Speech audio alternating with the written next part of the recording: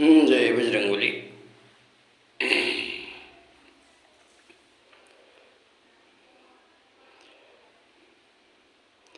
मान्यवर बंधुओं, मैं अभी एक ऐसी बात शेयर करने जा रहा हूँ, एक ऐसे आख्यान को जो आप लोगों को काफ़ी इंतज़ार रहा होगा। बहुत लोग जानते भी होंगे, बहुत लोग नहीं जानते होंगे इस बात को जो मैं कहने जा रहा हूँ। आप जान लीजिए कि सबसे पुरातन धर्म जो है वो सनातन धर्म है। सनातन धर्म से ही विश्व की सभी धर्मों की उत्पत्ति हुई है। अब हम पहले इस्लाम धर्म की बात करें।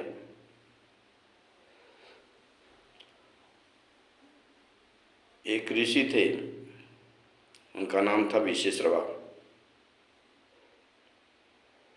तो विश्वेश्रवा और कैकसी के गर्भ से एक सुंदर कन्या का जन्म हुआ जो मीनाक्षी उसका नाम रखा। उसकी आंख मछली के समान थी, उसका नाम काम्बली ही था और बाद में उसी का नाम शूर्पणखा हुआ।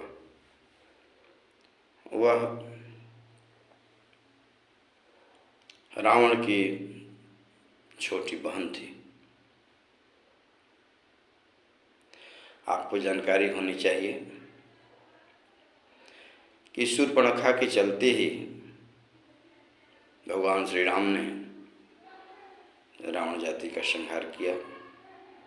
रावण और उसके वंशज जो थे राक्षस कुल, लेकिन उस दरमियान शूर्पणखा का कहीं भी पता नहीं चला। पूरा रामायण काल में लक्ष्मण जी के द्वारा जब नाक काट दी गई थी, उस रामायण सीरियल में आप लोगों ने देखा होगा। रामायण का अध्ययन जिन लोगों ने किया है वो लोग अच्छी तरह जानते होंगे। लेकिन रावण की मृत्यु के बाद शूर्पणखा कहाँ गई, इस बात की जानकारी यदि आप लोगों को है तो कमेंट बॉक्स में बताएं। शूर्पणखा एक कुटिया में जाकर के रहने लगी और इस बात से बहुत दुखी थी कि रावण जाति का संहार हुआ, हमारे कुल में कोई नहीं बचा और राम लक्ष्मण से मैं कैसे बदला लूँ। बदले की आग से वो जलती रहती थी। यही सोच करके दैत्यों के गुरु शुक्राचार्य थे, उनके पास गई और जाकर के उनसे बताई। उन्होंने भी राक्षस कुल को बचाने की बात सोची और भगवान शंकर की आराधना करने लगे। तपस्या करते करते भगवान शंकर को प्रसन्न कर लिए, खुश कर लिए। जब खुश कर लिए तब भगवान शंकर प्रसन्न होकर के एक शिवलिंग शुक्राचार्य को दिए और कहे कि यह लिंग वहाँ स्थापित करना जहाँ को वैष्णव पहुँच न सके। हिंदू वैष्णव हिंदू कह दी जल इस शिवलिंग पर पड़ जाएगा, छीटा मात्र भी गंगा जल पड़ जाएगा तो राक्षस जाति का संहार कर हो जाएगा और जब तक जल नहीं पड़ेगा तब तक राक्षस जाति का प्रादुर्भाव बना रहेगा।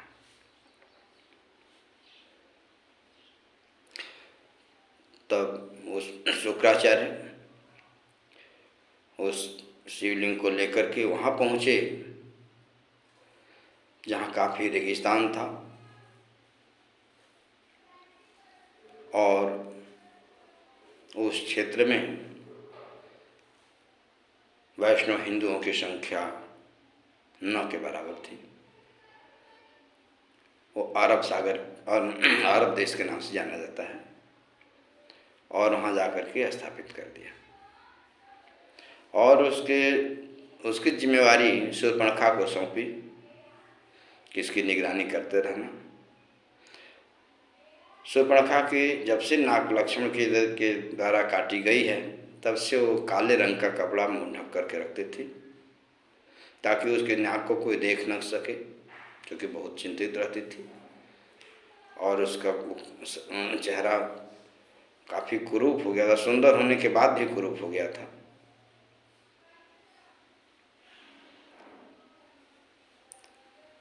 और शिवलिंग को काले कपड़े से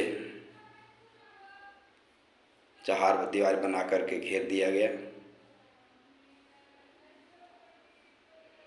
और वहाँ सिर्फ इस्लाम धर्म के लोग ही जाते थे। पाबंदी लगा दी गई कि कोई भी गैर इस्लाम वहाँ नहीं पहुँचेगा। बहुत जांच पड़ताल के बाद लोग वहाँ जाते हैं, और वहाँ काफ़ी दूरी तक हिंदुओं की मनाही हो गई, हिंदू वहाँ नहीं रह सकते हैं।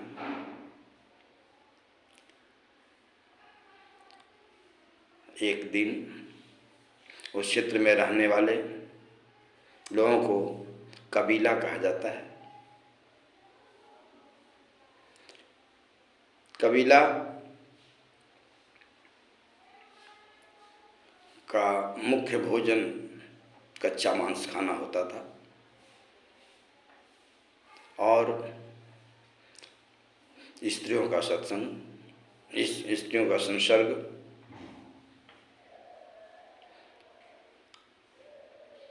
यही उनका पेशा था। एक दिन कुछ कबीले आए और शूर्पणखा को देखा कि एक ऋषि के साथ रहती है। उन्होंने जाकर के अपने राजा को सुनाया। वहाँ के राजा थे आदम, वहाँ के राजा आदम थे। तो परंपरा थी कि जो भी नई वस्तु आती थी, राजा उसका उपभोग करते थे, और उनके बाद उनकी छोड़ी हुई वस्तु अन्य प्रजा उपभोग करती थी। एक दिन कुछ कबीले आए और शूर्पणखा का अपहरण करके ले गए आदम के पास। आदम ने विवाह का प्रस्ताव रखा। शूर्पणखा ने सहर्ष स्वीकार किया, लेकिन कुछ शर्तें रखी। शर्त ये रखी कि विवाहोपरांत अयोध्या के राजा राम, लंका के राजा विभीषण, किष्किंधा के राजा सुग्रीव, अंगद, हनुमान इत्यादि लोगों को परास्त करना होगा, मारना होगा। पहली शर्त। दूसरी शर्त ये रखी, यदि किसी कारणवश कबीले औरतों के चलते या जो भी कारण हो, किसी कारण से यदि विवाह विच्छेद होता है, मैं नहीं रहती हूँ, तो मुझे राज्य से अर्जित किया हुआ जो पैसा है वो मुझे वापस करना होगा। और इन बातों पर आदम तैयार हो गया और शादी हो गई। विवाह के बाद जब आदम घूंघट उठा करके देखा तो 2 कदम पीछे हट गया। फिर शूर्पणखा अन्य विनय करने लगी, अपनी बात सुनाई। तब आदम प्रतिज्ञा किया कि मैं राम और लक्ष्मण को जरूर मारूंगा, और उसका नाम, शूर्पणखा का नाम हौवा रखा, और घोषणा करवा दी कि मेरे सिवा कोई भी व्यक्ति हौवा का चेहरा देखेगा तो वो मर जाएगा। शुक्राचार्य ने भी इस बात में सहमति जताई और इसका प्रचार प्रसार किया।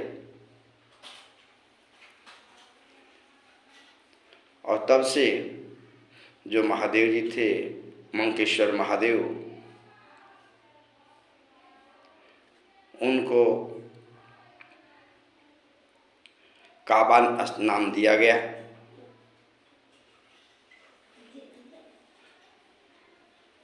काबा का अर्थ काली इमारत होता है।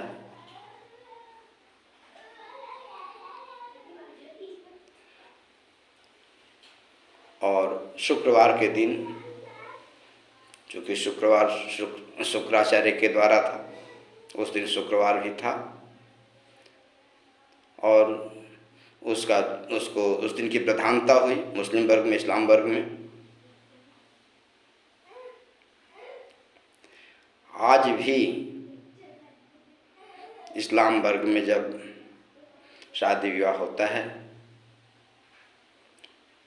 तो शर्त रखी जाती है, कुछ मेहर रखा जाता है, एग्रीमेंट किया जाता है, और उसके बाद यदि किसी कारणवश विच्छेद होता है तो लड़के की तरफ से उस मेहर को वापस कर दिया जाता है।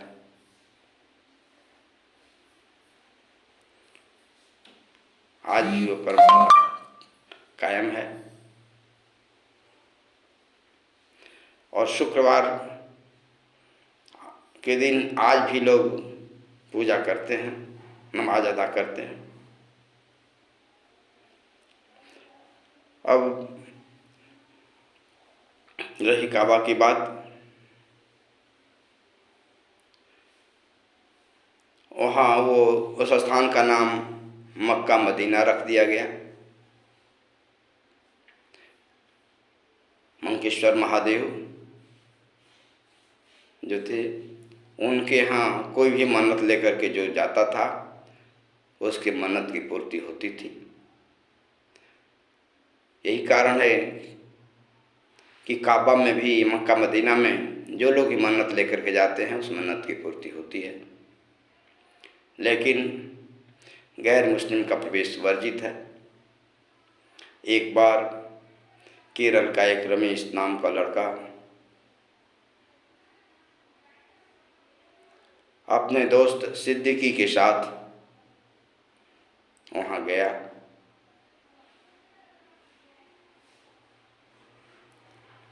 लेकिन वहाँ उसकी समाधि लगा दी गई, वापस नहीं लौटा।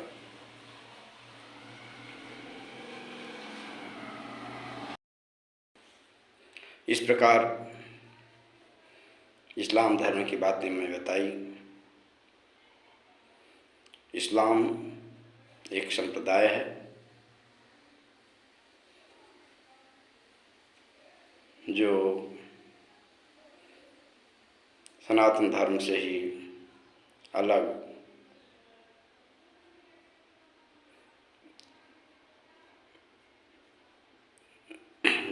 व्यवस्थित है।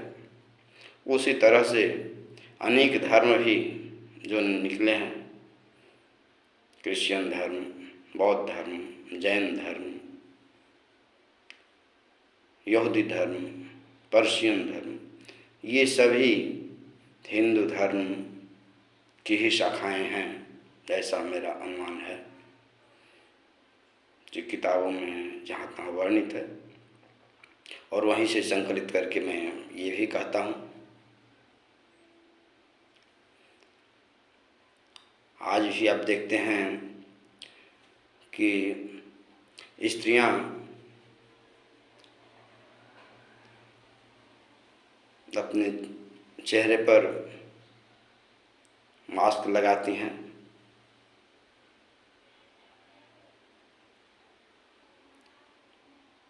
और उनके विवाह में एग्रीमेंट होता ही है, रजामंदी होती है। तो इसका एक कारण होगा और मेरी तरफ से, मेरी जानकारी में कारण यही है जो मैंने बताया।